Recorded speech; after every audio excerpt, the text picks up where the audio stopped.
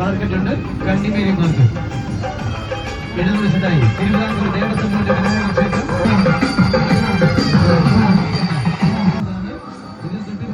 ക്രിസ്തീയ ദേവാലയം കൂടിയുണ്ട്. ഇത് തന്നെയാണ് ഇവിടുത്തെ ഏറ്റവും ആരാധനാലയങ്ങൾ ഒരുമിക്കുന്ന ഏക സ്ഥലമാണ് പാളയം ചർച്ചാണ് കാണാൻ കഴിയുന്നത്. ഇതിന്റെ ആകാശക്കാഴ്ചയിൽ കുരിശിന്റെ ആകൃതിയാണുള്ളത്. കുരിശിന്റെ ഘടനയുള്ള പാളയം ചർച്ച് വലതുവശത്തായി കാണാം. അഷ്ടഗണപതികളിൽ ഏറ്റവും ശ്രേഷ്ഠമായതാണ് പഴവങ്ങാടി ഗണപതി ക്ഷേത്രത്തിലുള്ളത്. ഇന്ന് വിനായക ചതുർത്ഥിയാണ്. 1836 തിരുവിതാംകൂർ രാജവംശം ഇംഗ്ലീഷ് രാജവംശം അവരുടെ മാത്രം നടക്കുന്ന ദർബാർ കൂടുതലും ദർബാറുകളാണ്. 1865 ഇതിന്റെ നിർമ്മാണം ആരംഭിച്ചത്.